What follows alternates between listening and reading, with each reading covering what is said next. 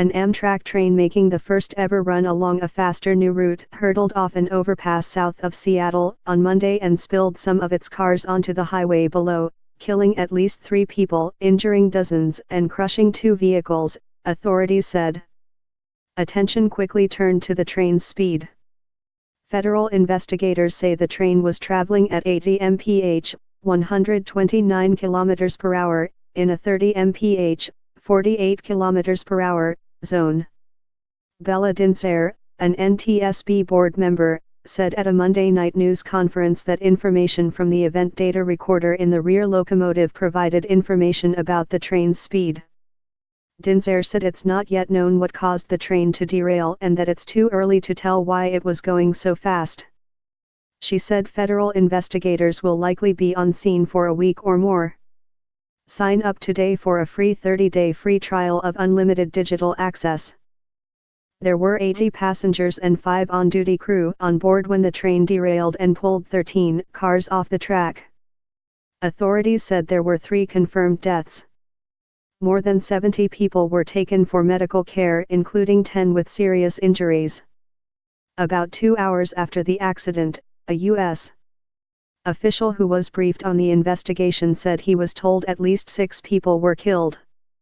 The official said he had no new information to explain the discrepancy in the numbers. The official was not authorized to discuss the investigation publicly and spoke to the Associated Press on condition of anonymity. A track chart prepared by the Washington State Department of Transportation shows the maximum speed drops from 79 mph, 127 km per hour, to 30 mph for passenger trains just before the tracks curve to cross Interstate 5, which is where the train went off the tracks.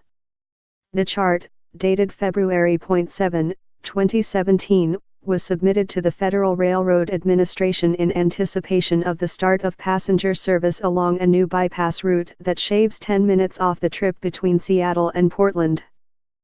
Kimberly Reason with Sound Transit, the Seattle Area Transit Agency that owns the tracks, confirmed to the AP that the speed limit at the point where the train derailed is 30 mph, 48 km per hour.